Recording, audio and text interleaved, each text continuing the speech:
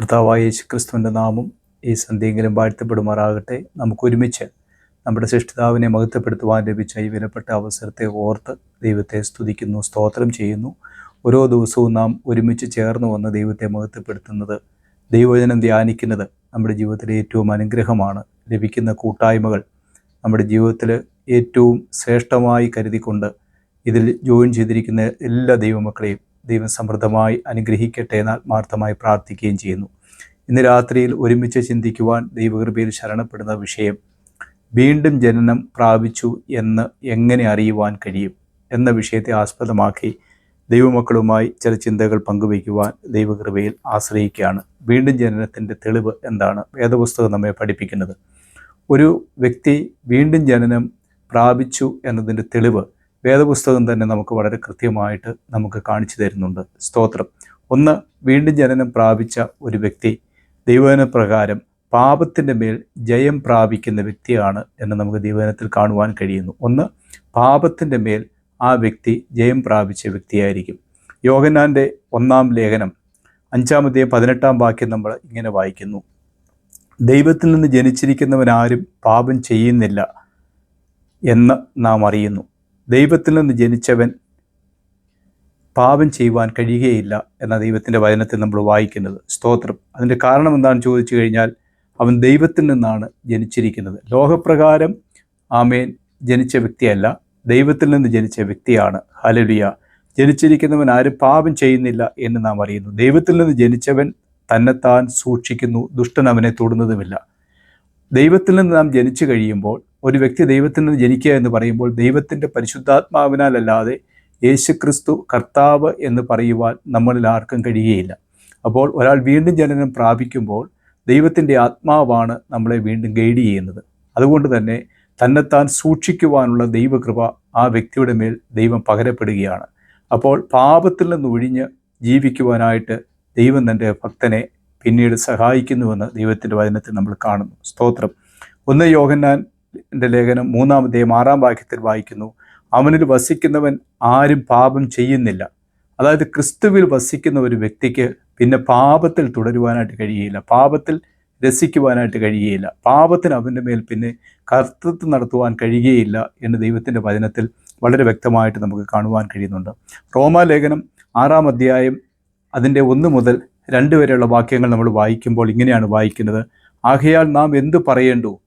കൃപ പെരുകേണ്ടതിന് പാപം ചെയ്തുകൊണ്ടിരിക്കുക എന്നോ? ഒരു നാളും അരുത്. പാപസംബന്ധമായി മരിച്ചവരായ നാം ഇനിയും അതിൽ ജീവിക്കുന്നത് എങ്ങനെ എന്ന ദൈവത്തിൻ്റെ വചനം നമ്മെ ഓർമ്മിപ്പിക്കുന്നത്.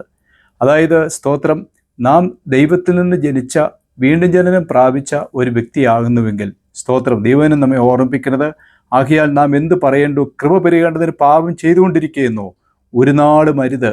പാപസംബന്ധമായി മരിച്ചവരായ നാം ഇനിയും അതിൽ ജീവിക്കുന്നത് എങ്ങനെയെന്ന ദൈവത്തിൻ്റെ വചനം നമ്മെ ഓർമ്മിപ്പിക്കുന്നത്. പാപത്തിൽ തുടരുവാൻ പിന്നെ ആ വ്യക്തിക്ക് കഴിയുകയില്ല. സ്തോത്രം. ഹല്ലേലൂയ.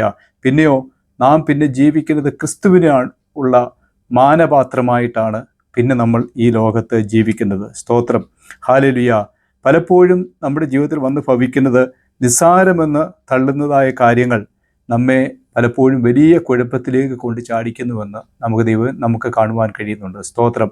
അതായത് ദൈവജനത്തിൽ കാണുന്നത് പോലെ ചെറു കുറുക്കന്മാരാണ് പലപ്പോഴും നമ്മുടെ ആത്മീക നന്മയെ കവർന്നുകൊണ്ട് കളയുന്നത്. പലപ്പോഴും നാം ചിന്തിക്കുന്നത് വലിയ കാര്യങ്ങളൊക്കെ ചെയ്യാൻ അല്ലെങ്കിൽ ചെയ്യുന്നവരെയാണ് പാപം ചെയ്യുന്ന വ്യക്തികളെന്ന് നാം പലപ്പോഴും എഴുതി തള്ളാറുണ്ട്. എന്നാൽ നമ്മുടെയൊക്കെ വ്യക്തിപരമായ ജീവിതത്തിൽ വന്നു ഭവിക്കുന്ന ചെറിയ ചെറിയ കാര്യങ്ങൾ നമ്മെ ദൈവത്തിൽ നിന്ന് അകറ്റിക്കളയുന്നതാണ്.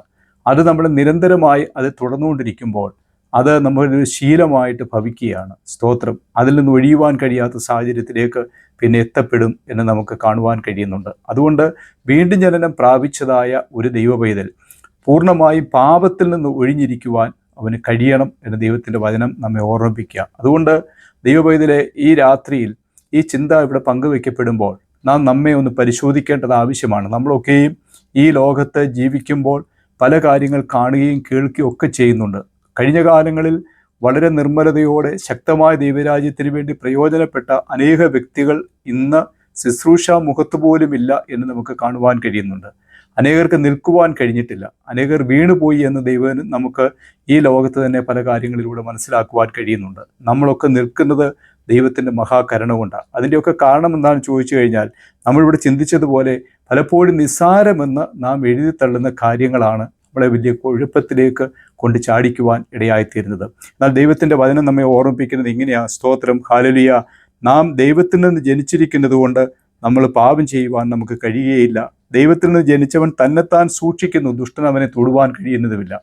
ഈ ദുഷ്ടൻ്റെ പ്രവൃത്തി, സാത്താൻ്റെ പ്രവൃത്തിയിൽ വീണുപോകാതെ ഇരിക്കുവാൻ ഒരു ദൈവത്തിൻ്റെ കൃപ നമ്മെ നിരന്തരമായി ചുറ്റും എന്നതിന് സംശയമില്ല. അതുകൊണ്ട് നമുക്ക് വിജയത്തോടെ നിൽക്കുവാൻ, പാപത്തിൻ്റെ എല്ലാ അവസ്ഥകളിൽ നിന്നും, എല്ലാ പരീക്ഷണങ്ങളിൽ നിന്നും ഒഴിഞ്ഞിരിക്കുവാൻ, ജയത്തോടെ ജീവിക്കുവാൻ ദൈവം തൻ്റെ പരിശുദ്ധാത്മാവിനാൽ നമ്മളെ ശക്തീകരിക്കും.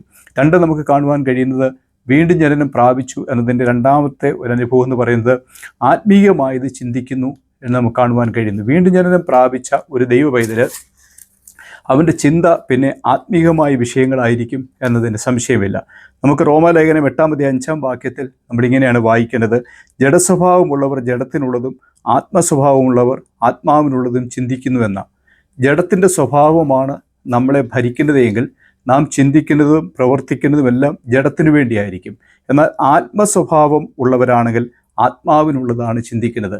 ആത്മാവിൻ്റെ ചിന്ത എന്താ? അത് ജീവനാണ്. ജഡത്തിൻ്റെ ചിന്തയോ അത് മരണമാണ് എന്ന് ദൈവത്തിൻ്റെ വചനത്തിൽ നമ്മൾ വായിക്കുന്നുണ്ട്. സ്തോത്രം, ഹല്ലേലൂയ. നമുക്ക് ആത്മീയമായ വിഷയങ്ങളിൽ താല്പര്യമില്ലാതെ മങ്ങിയും മയങ്ങിയും പോകുന്ന ഒരു അനുഭവമാണെങ്കിൽ പലപ്പോഴും നമ്മുടെ ജഡത്തിന് കീഴ്പ്പെട്ടു പോകുന്നു എന്ന് നമുക്ക് മനസ്സിലാക്കുവാൻ കഴിയും.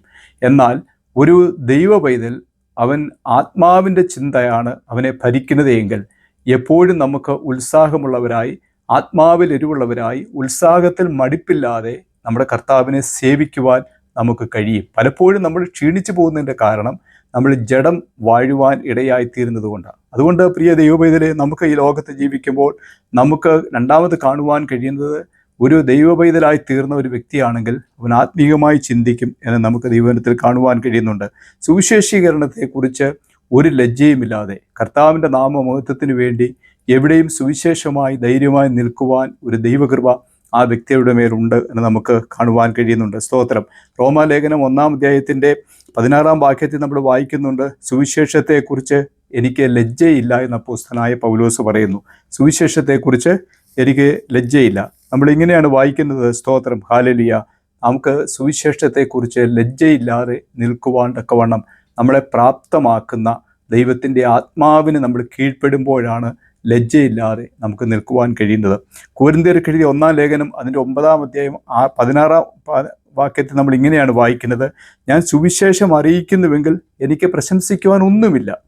പിന്നെയോ നിർബന്ധം എൻ്റെ മേൽ കിടക്കുന്നു. ഞാൻ സുവിശേഷം അറിയിക്കുന്നില്ലെങ്കിൽ എനിക്ക് അയ്യോ കഷ്ടം. ഞാൻ അത് മനഃപൂർവ്വം നടത്തുന്നുവെങ്കിൽ എനിക്ക് പ്രതിഫലമുണ്ട് എന്ന. സുവിശേഷം അറിയിക്കുന്നത് കൊണ്ട് നമുക്ക് പ്രശംസിക്കുവാനായിട്ട് ഒന്നുമില്ല. നമ്മൾ മനഃപൂർവ്വമായിട്ട് അത് ചെയ്യുന്നുണ്ടെങ്കിൽ നമുക്കതിന് പ്രതിഫലവുമുണ്ട് എന്ന് ദൈവത്തിൻ്റെ വചനം നമ്മെ ഓർമ്മിപ്പിക്കുന്നു. ഒരു രക്ഷിക്കപ്പെട്ട ദൈവ പൈതലിനെ സംബന്ധിച്ച് ആ വ്യക്തി ആത്മഭാരം ഉള്ള വ്യക്തിയായിരിക്കും. കാരണം എന്താണെന്ന് ചോദിച്ചു കഴിഞ്ഞാൽ, നമുക്ക് ഈ രക്ഷയുടെ അനുഭവത്തിലേക്ക് കടന്നു വരുവാൻ ഇടയായി തീർന്നപ്പോൾ ഈ രക്ഷ നമ്മുടെ സഹോദരങ്ങളും നമ്മുടെ പ്രിയപ്പെട്ടവരും നമ്മുടെ ചാർച്ചക്കാരും നമ്മുടെ സുഹൃത്തുക്കളായിട്ടുള്ളവരൊക്കെ ഈ രക്ഷയിലേക്ക് വരണമെന്നുള്ളത് നമ്മുടെ വലിയ വാഞ്ചയായിത്തീരും. കാരണം എന്താണെന്ന് ചോദിച്ചു കഴിഞ്ഞാൽ, നിത്യമായ നാശത്തിലേക്ക് ഒരു വ്യക്തി പോകുന്നത് കാണുമ്പോൾ വലിയ വേദന ആ വ്യക്തിയിൽ ഉളവാക്കുവാനിടയായിത്തീരും. ഇടിവിൽ നിന്ന് പ്രാർത്ഥിക്കുവാൻ ആ വ്യക്തിയെ ദൈവത്തിൻ്റെ ആത്മാവ് ആ നിലകളിൽ ക്രമീകരിക്കും എന്ന് നമുക്ക് കാണുവാൻ കഴിയുന്നുണ്ട്. സ്തോത്രം. അത് നമ്മുടെ ദേശത്തിൻ്റെ കാവൽക്കാരനാക്കിയാണ് ദൈവം നമ്മളെ വെച്ചിരിക്കുന്നത്. ഹല്ലേലൂയ. അതുകൊണ്ട് ദൈവത്തിൻ്റെ വചനം നമ്മെ ഓർമ്മിപ്പിക്കുന്നത് പോലെ ഉൽപ്പത്തി ദിവസം നമ്മൾ വായിക്കുന്നുണ്ട്, ഞാൻ എൻ്റെ സഹോദരൻ്റെ കാവൽക്കാരനോ. അതേ ദൈവമക്കളെ, പലപ്പോഴും നമ്മളെ ഏൽപ്പിച്ചിരിക്കുന്ന വലിയൊരു ദൗത്യമുണ്ട്. അതുകൊണ്ട് നമ്മൾ ജഡസ്വഭാവമുള്ളവരല്ല, ആത്മസ്വഭാവമുള്ളവരാണ്. രക്ഷിക്കപ്പെട്ട ഒരു ദൈവപൈതൽ, വീണ്ടും ജനനം പ്രാപിച്ച ഒരു ദൈവപൈതലിൻ്റെ പ്രധാനപ്പെട്ട ചിന്ത എന്താണെന്ന് ചോദിച്ചു കഴിഞ്ഞാൽ, സുവിശേഷം അറിയിക്കുക, ഒരാത്മാവിനെ നേടുക, നിത്യമായ നാശത്തിൽ നിന്ന്, അടിമത്തത്തിൽ നിന്നൊക്കെ അനേകരെ സ്വാതന്ത്ര്യത്തിലേക്ക് കൊണ്ടുവരുവാൻ നാം പ്രയോജനപ്പെടുന്നവരായി തീരും എന്ന് നമുക്ക് കാണുവാൻ കഴിയുന്നത്. പലപ്പോഴും നാം ഈ ലോകത്ത് പാർക്കുമ്പോൾ നമ്മുടെയൊക്കെ ചിന്ത ലൗകികമായ കാര്യങ്ങളിലേക്ക് തിരിഞ്ഞു പോകുവാൻ സാധ്യതയുണ്ട്. ഇന്ന് ഈ ലോകം നമ്മൾ അങ്ങനെയാണ് കാണുന്നത്. ആത്മീയ വിഷയങ്ങളിലൊക്കെ കുറച്ചുനാൾ ആൾക്കാർ ആമേൻ വലിയ ആത്മീകമായ താല്പര്യത്തോടെ മുൻപോട്ട് പോകുന്നത് കാണുവാൻ കഴിയും. എന്നാൽ പിൽക്കാലങ്ങളിൽ തിരിഞ്ഞു നോക്കുമ്പോൾ അവിടെയൊക്കെ പരാജയപ്പെട്ട് വീണു പോകുന്നത് കാണുന്നു. അതിൻ്റെ കാരണം എന്താണെന്ന് ചോദിച്ചു കഴിഞ്ഞാൽ ലോക ചിന്തകളിലേക്ക് മനുഷ്യൻ പെട്ടെന്ന് കടന്നു പോവുകയാണ്. സ്തോത്രം. പിന്നെ അവനെ വ്യാപരിക്കുന്നത് ലോകത്തിൻ്റെ ചിന്തകളും അതിൻ്റെ മോഹങ്ങളുമാണ്. സ്തോത്രം. അതേ ദൈവമക്കളെ, ദൈവത്തെ നാം സേവിക്കുമ്പോൾ, ആമേൻ, ദൈവത്തിൻ്റെ പ്രവൃത്തിക്കായി നാം വേർതിരിക്കുമ്പോൾ നമുക്ക് വേണ്ടി കരുതുന്ന അത്യുന്നതനായ ഒരു ദൈവമുണ്ട്. ഒരു വലിയ സൃഷ്ടിതാവ് നമുക്കുണ്ട്. ഹല്ലേലൂയ. പഴയ നിയമ ഭക്തന്മാരെയൊക്കെ നമ്മൾ എടുത്തു നോക്കിക്കഴിഞ്ഞാൽ, അനേക വിശുദ്ധന്മാരെ നമ്മൾ എടുത്തു നോക്കിക്കഴിഞ്ഞാൽ, ഈ ലോകത്തിൻ്റെ മോഹങ്ങളും ഈ ലോകത്തിൻ്റെ സുഖസൗകര്യങ്ങളും സമൃദ്ധിയുമായിരുന്നില്ല അവരുടെ ധനമെന്ന് അവരെണ്ണിയത്. പിന്നെയോ കർത്താവിൻ്റെ നിന്ന വിലയേറിയ ധനമെന്നെണ്ണി എന്ന് നമുക്ക് ദൈവദിനത്തിൽ കാണുവാൻ കഴിയുന്നുണ്ട്. അതുകൊണ്ട് സാക്ഷ്യമുള്ളവരായി നിൽക്കുവാൻ ദൈവം തൻ്റെ ആത്മാവിനാൽ നമ്മളെ ശക്തീകരിക്കട്ടെ. മൂന്നാമത് നമുക്ക് കാണുവാൻ കഴിയുന്നത് ജഡത്തെയും അതിൻ്റെ പ്രവൃത്തികളെയും ക്രൂശിച്ചിരിക്കുന്നതായിട്ട് നമുക്ക് കാണുവാൻ കഴിയുന്നുണ്ട്. വീണ്ടും ജനനം പ്രാപിച്ച ഒരു ദൈവവേദൽ ജഡത്തെയും അതിൻ്റെ പ്രവൃത്തിയെയും പൂർണ്ണമായും ക്രൂശിച്ച് കർത്താവിൻ്റെ സന്നിധിയിൽ സമർപ്പിച്ചുകൊണ്ടുള്ള ഒരു ജീവിതമായിരിക്കുമെന്ന് കാണുവാൻ കഴിയുന്നുണ്ട്. ഗലാത്യ ലേഖനം 5-ാം അധ്യായം അതിൻ്റെ 24-ാം വാക്യം നമ്മൾ വായിക്കുമ്പോൾ, ക്രിസ്തുവേശുവിനുള്ളവർ ജഡത്തെ അതിൻ്റെ രാഗമോഹങ്ങളോടുകൂടെ ക്രൂശിച്ചിരിക്കുന്നു. ക്രിസ്തുവേശുവിനുള്ളവർ ജഡത്തെ അതിൻ്റെ രാഗമോഹങ്ങളോടുകൂടെ ക്രൂശിച്ചിരിക്കുന്നു. നമ്മുടെ ശരീരത്തിൽ, നമ്മുടെ ജഡത്തിന് പല താല്പര്യങ്ങളുണ്ട്, പല ഇച്ഛകളുണ്ട്, പല രാഗങ്ങളുണ്ട്, മോഹങ്ങളുണ്ട്.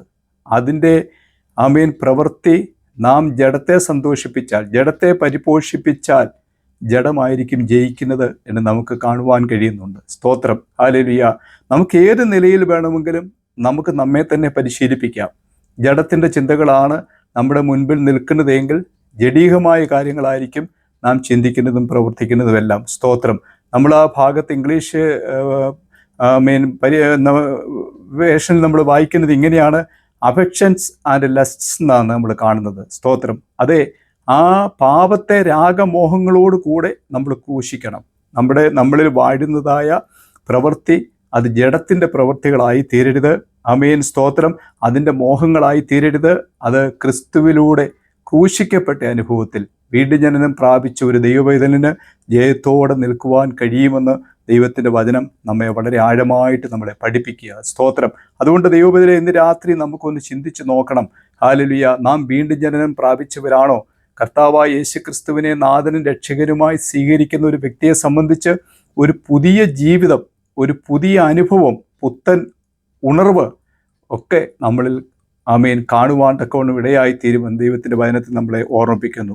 ജഡത്തെ അതിൻ്റെ പ്രവൃത്തികളെയും ക്രൂശിക്കുന്ന അനുഭവത്തിൽ ഹല്ലേലൂയ ക്രിസ്തുവിന് വേണ്ടി സമർപ്പിച്ചതായ ഒരു സമർപ്പണ മനോഭാവത്തോടെ നിൽക്കുവാൻ കർത്താവ് സഹായിക്കും എന്ന് വചനത്തിൽ നമ്മൾ കാണുകയാണ്. സ്തോത്രം.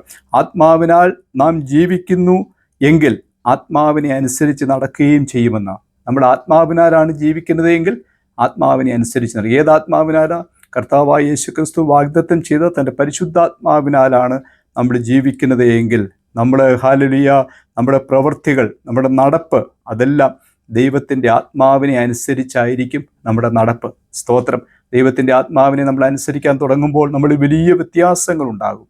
നമ്മൾ ദൈവത്തിൻ്റെ ആത്മാവിനെ അനുസരിക്കുമ്പോൾ പിന്നെ നമ്മളെ ഇച്ഛ പോലെ അല്ലല്ലോ നമ്മൾ ചിന്തിക്കേണ്ടത്, നമ്മൾ പ്രവർത്തിക്കേണ്ടത്. പൂർണ്ണമായി സമർപ്പിക്കപ്പെട്ട് ദൈവഹിത പ്രകാരം നമ്മുടെ ആലോചനകളും തീരുമാനങ്ങളും നമ്മുടെ പ്രവൃത്തികളും നമ്മുടെ തലമുറയോടുള്ള വിഷയത്തിലും ഏത് കാര്യങ്ങളായാലും അവിടെയൊക്കെ നമ്മളെ ഗൈഡ് ചെയ്യുവാൻ കഴിയുന്ന നല്ല കാര്യസ്ഥനായ ആ ദൈവാത്മാവിൻ്റെ പ്രവൃത്തിക്കനുസരിച്ചായിരിക്കും നമ്മൾ നടക്കുന്നത് എന്ന് നമുക്ക് കാണുവാൻ കഴിയുന്നു.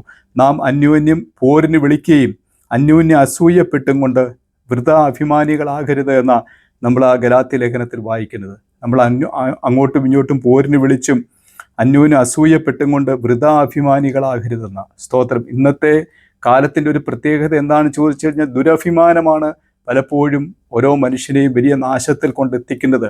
നാം താതാത്മ്യം പ്രാപിക്കുവാൻ ആഗ്രഹിക്കുന്നത്, നമ്മൾ താരതമ്യപ്പെടുത്തുന്നതൊക്കെ നമ്മുടെ കൂടെ നിൽക്കുന്ന സഹോദരങ്ങളുടെയോ അല്ലെങ്കിൽ ചുറ്റുപാടുമുള്ളവരെയോ ഒക്കെ കണ്ടുകൊണ്ടാണ് പലപ്പോഴും നമ്മൾ മാതൃകയാക്കുന്നതും താതാത്മ്യം പ്രാപിക്കുവാൻ ആഗ്രഹിക്കുകയും ചെയ്യുന്നത്. എന്നാൽ നമുക്ക് ക്രൂശിൽ നല്ല മാതൃക കാണിച്ചു തന്നതായ ആ കർത്താവിൻ്റെ ഒരു വലിയ സ്നേഹമുണ്ട്. ഹല്ലേലൂയ. അതിലേക്ക് നോക്കിയാൽ ഒരു ദൈവ പൈതലിന് വളരെ സ്വാതന്ത്ര്യം എല്ലാ നിലകളിലും അനുഭവിക്കുവാനിടയായിത്തീരും.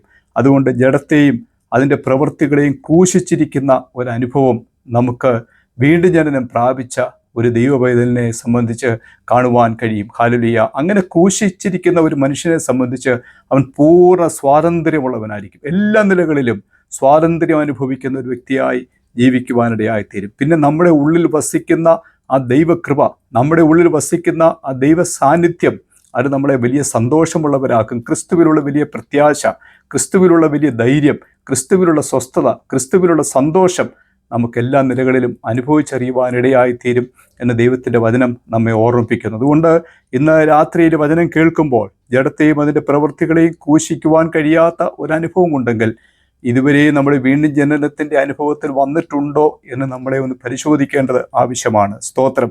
ഹല്ലേലൂയ. നമുക്ക് ആത്മാവിനെ അനുസരിച്ച് നടക്കണം.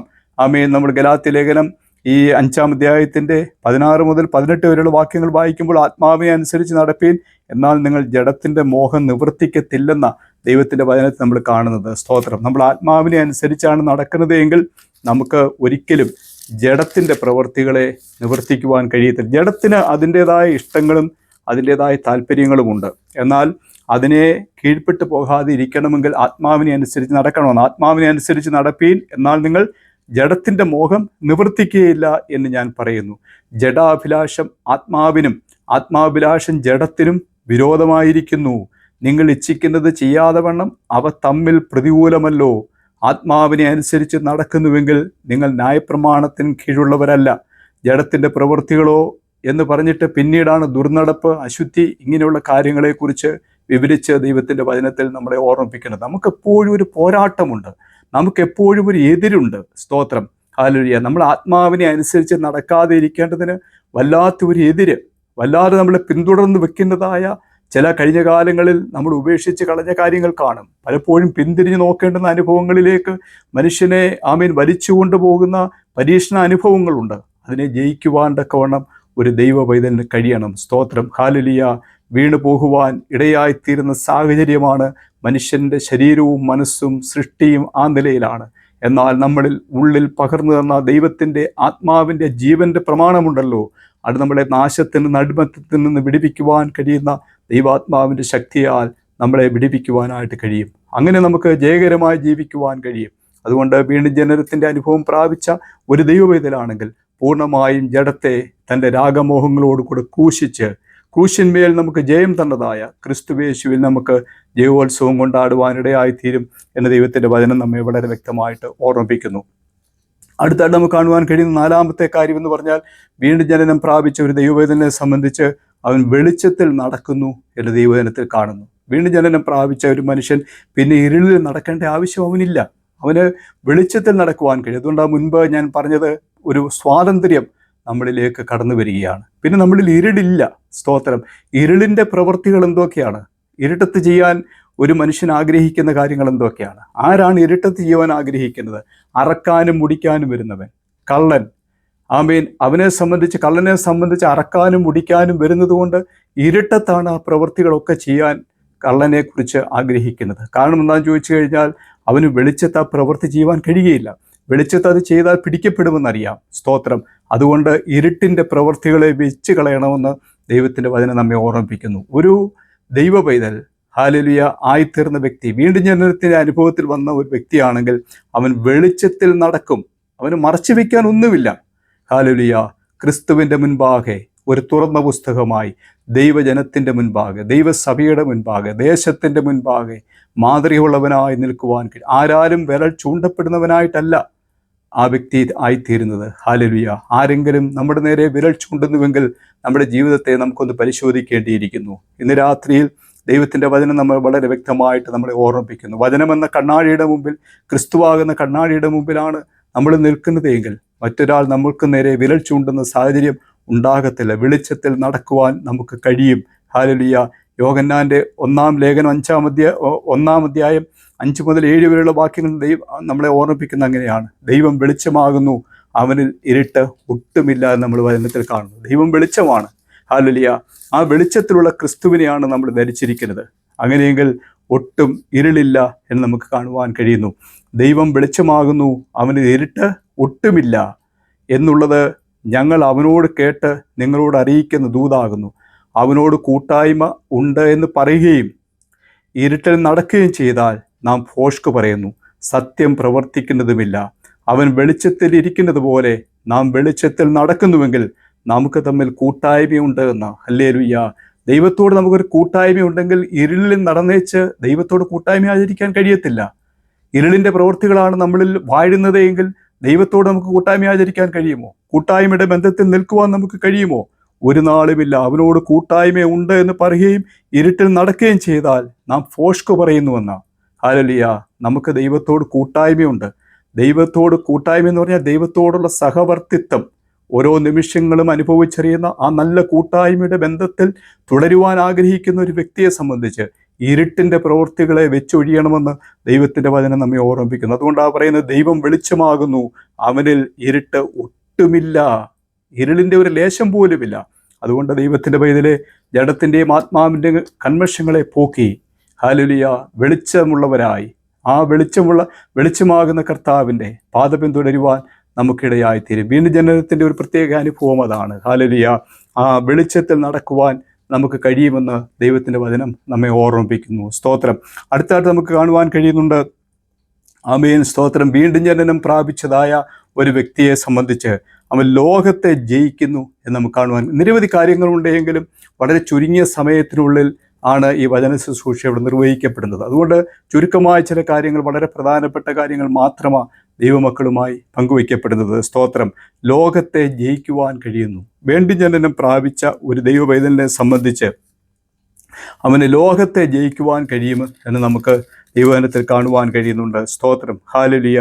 ദൈവത്തിൽ നിന്ന് ജനിച്ചതൊക്കെയും ലോകത്തെ ജയിക്കുന്നുവെന്ന യോഹന്നാൻ്റെ 1-ാം ലേഖനം 5-ാം അധ്യായം അതിൻ്റെ 4-ാം വാക്യത്തിൽ നമ്മൾ അങ്ങനെയാണ് വായിക്കുന്നത്. ദൈവത്തിൽ നിന്ന് ജനിച്ചതൊക്കെയും ലോകത്തെ ജയിക്കുന്നു.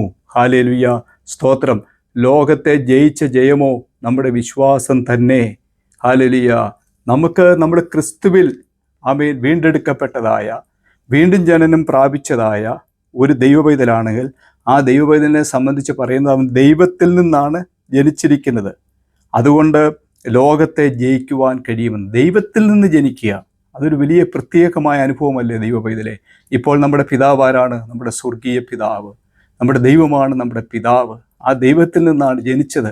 ഇപ്പോൾ നമുക്കുള്ള മാന്യത എവിടെ നിന്നാണ് വരുന്നത്? നമ്മൾ ഏത് കുടുംബത്തിലെ അംഗമാണ്? നമ്മൾ സ്വർഗീയ കുടുംബത്തിൻ്റെ അംഗങ്ങളാണ്. ദൈവത്തിൽ നിന്ന് ജനിക്കുക എന്ന് പറഞ്ഞാൽ ദൈവത്തിൻ്റെ വചനം നമ്മെ ഓർമ്മിപ്പിക്കുന്നത് നാം സ്വർഗീയ കുടുംബത്തിൻ്റെ ഭാഗമായി തീരുകയാണ്. ഒരു ദൈവപൈതലിനെ സംബന്ധിച്ച് അതിൽ കൂടുതൽ ഒരു ശ്രേഷ്ഠമായ അനുഭവം എന്താണുള്ളത്? ഇതൊക്കെ ത്യജിച്ചിട്ട്, ഇതൊക്കെ തള്ളിക്കളഞ്ഞാണ് ഇന്ന് മനുഷ്യൻ ലോകവും അതിൻ്റെ മോഹത്തിൻ്റെയും പിൻഭാഗം പോകുന്നത്.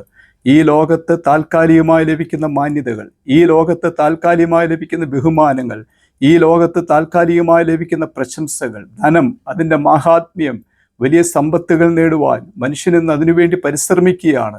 ഹല്ലേലൂയ. സ്തോത്രം. നാം എവിടെ നോക്കിയാലും ഇന്ന് കർത്താവിൻ്റെ വേലയിൽ ഉള്ളവർ പോലും പലപ്പോഴും ലോകത്തിൻ്റെ മോഹങ്ങളിൽ വീണുപോകുന്നത് നമുക്ക് കാണുവാൻ നമ്മുടെ ചുറ്റുപാടുകളിൽ കാണുന്നുണ്ട്. അതുകൊണ്ട് ദൈവത്തിൻ്റെ പൈതലെ കാര്യം തീർക്കുന്ന യജമാനൻ്റെ മുമ്പിൽ നമുക്ക് വിശ്വസ്തയോടെ നിൽക്കുവാൻ നമുക്കിടയായിത്തീരണം. അതുകൊണ്ട് രക്ഷിക്കപ്പെട്ട ഒരു ദൈവപൈതൽ, വീണ്ടും ജനനം പ്രാപിച്ചതായ ഒരു ദൈവപൈതൽ, അവൻ ലോകത്തെ ജയിക്കുവാൻ കഴിയും എന്ന് ദൈവത്തിൻ്റെ വചനത്തിൽ നമുക്ക് കാണുവാൻ കഴിയുന്നു. ഇന്ന് രാത്രി ദൈവമക്കളുമായി അല്പസമയം ചെറുതായി ചിന്തിക്കുവാൻ ആഗ്രഹിച്ച വിഷയം ഹല്ലേലൂയ വീണ്ടും ജനനം നടന്നു എന്നതിൻ്റെ തെളിവിനെ കുറിച്ചായിരുന്നു. നമ്മൾ അതിനകത്തിൽ ചിന്തിച്ച സമയത്ത് 6 കൂട്ടം കാര്യങ്ങളാണ് നമുക്ക് ചിന്തിക്കുവാൻ ഇന്ന് അവസരം ലഭിച്ചത്. 1, പാപത്തിൻ്റെ മേൽ നമുക്ക് ജയം പ്രാപിക്കുവാൻ കഴിയുന്നു. 2, ആത്മീകമായത് ചിന്തിക്കുവാൻ ദൈവം നമ്മളെ പ്രാപ്തരാക്കുന്നു. സ്തോത്രം. ആത്മീകമായ കാര്യങ്ങൾ ചിന്തിക്കുവാൻ ദൈവം നമ്മെ ശക്തീകരിക്കുന്നു. 3, ജഡത്തെയും അതിൻ്റെ പ്രവൃത്തികളെയും ക്രൂശിക്കുന്ന അനുഭവത്തിൽ ജയകരമായി ജീവിക്കുവാൻ നമുക്ക് സാധ്യമായി തീരുന്നു. 4-ാമത്തെ വിഷയം നമ്മൾ ചിന്തിച്ചത് വെളിച്ചത്തിൽ നടക്കുന്നു എന്ന് നമുക്ക് ചിന്തിക്കുവാനിടയായി. 5-ാമത് നമ്മൾ ചിന്തിച്ചത് ലോകത്തെ ജയിക്കുവാൻ കഴിയുന്നു എന്ന് നമുക്ക് കാണുവാൻ കഴിഞ്ഞു. ലോകത്തെ ജയിക്കുവാൻ കഴിയുന്നു. ഹല്ലേലൂയ. അടുത്ത ഒരു കാര്യം കൂടെ ചിന്തിച്ച് 6-ാമത്തെ ഒരു വിഷയം കൂടെ, 1 തൊട്ട് പോകുവാൻ ദൈവകൃപയെ ശരണപ്പെടുകയാണ്. ലോകത്തോട് അനുരൂപരാകാതെ ഇരിക്കുവാൻ ഒരു വീണ്ടും ജനനം പ്രാപിച്ച ദൈവപൈതലിന് സാധ്യമായി തരും. റോമാലേഖനം 12-ാം അധ്യായം 2-ാം വാക്യം ഇങ്ങനെ വായിക്കുന്നു: ഈ ലോകത്തിന് അനുരൂപരാകാതെ നന്മയും പ്രസാദവും പൂർണ്ണതയുമുള്ള ദൈവഹിതം എന്നത് എന്ന് തിരിച്ചറിയേണ്ടതിന് മനസ്സ് പുതുക്കി രൂപാന്തരപ്പെടുവിൻ. രക്ഷിക്കപ്പെട്ടതായ വീണ്ടും ജനനം പ്രാപിച്ചതായ ഒരു ദൈവപൈതലിന് ഹല്ലേലൂയ നമുക്ക് കാണുവാൻ കഴിയുന്നത് ലോകത്തോട് അനുരൂപരാകാതെ നന്മയും പൂർണ്ണതയും പ്രസാദവുമുള്ള ദൈവഹിതം ഇന്നത് എന്ന് തിരിച്ചറിഞ്ഞുകൊണ്ട് മനസ്സ് പുതുക്കി രൂപാന്തരത്തിൻ്റെ അനുഭവത്തിൽ ജീവിക്കുവാൻ കർത്താവ് നമ്മെ സഹായിക്കും. ആകയാൽ ഇന്ന് രാത്രിയിൽ കേൾപ്പിക്കപ്പെട്ട ഈ ദൈവജനത്തിന് മുമ്പിൽ നമുക്ക് നമ്മെ സമർപ്പിക്കാം.